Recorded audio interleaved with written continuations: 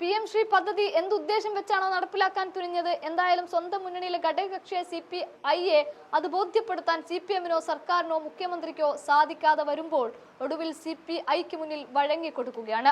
PM Shri പദ്ധതി കേരളത്തിൽ നടപ്പിലാക്കാൻ പാടില്ല എന്ന ഉറച്ച നിലപാടാണ് കോൺഗ്രസ് എന്ന പ്രതിപക്ഷത്തോടൊപ്പം നിന്നുകൊണ്ട് CPI-യും എടുത്തത്.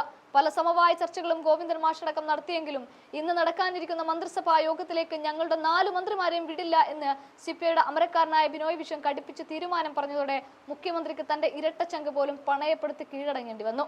ഇവിടെ PM Shri-യുമായി മുന്നോട്ട് പോകാനാവില്ല എന്ന് കേന്ദ്രത്തിന് കത്തയച്ചേ പറ്റൂ എന്നുകൂടി അദ്ദേഹം തീർപ്പ് കൽപ്പിച്ചു പറയുമ്പോൾ അവിടെയും തന്റെ ഭരണ നയതന്ത്രങ്ങളെ മുഴുവൻ അടിയറ വെച്ചുകൊണ്ടാണ് മുഖ്യനും ഗോവിന്ദ മാഷും അടക്കമുള്ള സകല CPM-കാരും ഒതുങ്ങിക്കൊടുക്കേണ്ടി വരുന്നത്.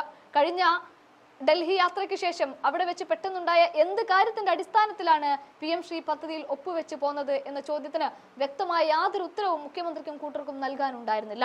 എന്നാൽ ഇത്ര തിരക്കിട്ട നീക്കം നടത്തിക്കൊണ്ട് ഈ സർക്കാർ ഇത് എങ്ങോട്ടാണ് പോകുന്നത് എന്ന ചോദ്യം ഉയർന്നു. എന്തുകൊണ്ടാണ് ചർച്ചകളില്ലാതെ നടപ്പിലാക്കാനുള്ള ധൃതി പിടിച്ച നീക്കം നടത്തിയത് എന്നും ചോദിച്ചു. അതുകൊണ്ടാണല്ലോ മന്ത്രിസഭ പോലും ഇരുട്ടലായത് എന്ന പ്രസക്തമായ ചോദ്യവും മുഖ്യമന്ത്രിക്കും വിദ്യാഭ്യാസ മന്ത്രിക്കും നേരെ CPI ഉയർത്തിയിരുന്നു. എന്നാൽ PM Shri പദ്ധതിയുമായി ആദ്യം തന്നെ വാ തുറന്ന് കുട്ടികളുടെ നന്മയ്ക്ക് എന്ന് പറഞ്ഞുകൊണ്ട് മന്ത്രി ശിവൻകുട്ടി ഉണ്ടായിരുന്നു. അദ്ദേഹത്തിന് ഒന്നും തന്നെ ഈ വിഷയത്തിൽ ഇപ്പോൾ മിണ്ടാനില്ല. അതേസമയം എല്ലാത്തിനും മുഖ്യമന്ത്രി ഉയർത്തിക്കാട്ടുന്ന തമിഴ്നാട് മുഖ്യനായ MK സ്റ്റാലിൻ പറഞ്ഞത് യാതൊരു കാരണവശാലും മോദിക്ക് അടിമപ്പെട്ട ഒരു വിദ്യാഭ്യാസ നയവും ഞാൻ ഇവിടെ നടപ്പിലാക്കില്ല എന്നാണ്. അങ്ങനെ കിട്ടുന്ന ഒരു പണവും ഞങ്ങൾക്ക് വേണ്ട എന്ന് കൂടി അദ്ദേഹം കൂട്ടിച്ചേർത്തപ്പോൾ ഒന്നുമല്ലാത്തവനായി മാറുകയാണ് കേരളത്തിന്റെ മുഖ്യമന്ത്രിയായ പിണറായി വിജയൻ. എന്തൊക്കെയാണെങ്കിലും ശരി, ഞങ്ങൾക്ക് ഇത് നടപ്പിലാക്കാൻ പറ്റില്ല എന്ന അവസ്ഥാവിശേഷം ഉണ്ടായിരിക്കുന്നു. ഞങ്ങൾ ഒപ്പിട്ടത് കണക്കാക്കേണ്ട, NEP മരവിപ്പിച്ചേ പറ്റൂ എന്ന് കേന്ദ്രത്തോട് ആവശ്യപ്പെട്ടുകൊണ്ടുള്ള കത്തയക്കാൻ വീണ്ടും ശിവൻകുട്ടി നിർബന്ധിതനാവുകയാണ്. ഡൽഹിയിൽ പോയി ഒപ്പിട്ട് വന്നതിന് ശേഷം ഇതിപ്പോൾ കേരളം മലക്കം മറിയുമ്പോൾ അടുത്തത് മുഖ്യനെ തേടി വരാനിരിക്കുന്നത് ഏത് പണി, ഏത് നോട്ടീസ് എന്നതും ഉറ്റുനോക്കേണ്ട കാര്യമാണ്. കാരണം NEP എന്ന പ്രധാനമന്ത്രി വിദ്യാഭ്യാസ നയം അവതരിപ്പിച്ചപ്പോൾ ആദ്യം മുതൽക്കേ അത് എതിർത്തത് ഇടതുപക്ഷം തന്നെ.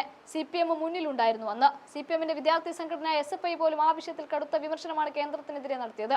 പക്ഷേ അതേ SFI-യുടെ തലവന്മാരായ CPM തന്നെ ഇപ്പോൾ NEP-ക്ക് വേണ്ടി മുറവിളി കൂട്ടുകയും ന്യായീകരിക്കുകയും ചെയ്തു. എന്നാൽ അതിനൊക്കെ AKG സെന്ററിൽ നടന്ന ചർച്ചയോടെ വിരാമമാവുകയാണ്.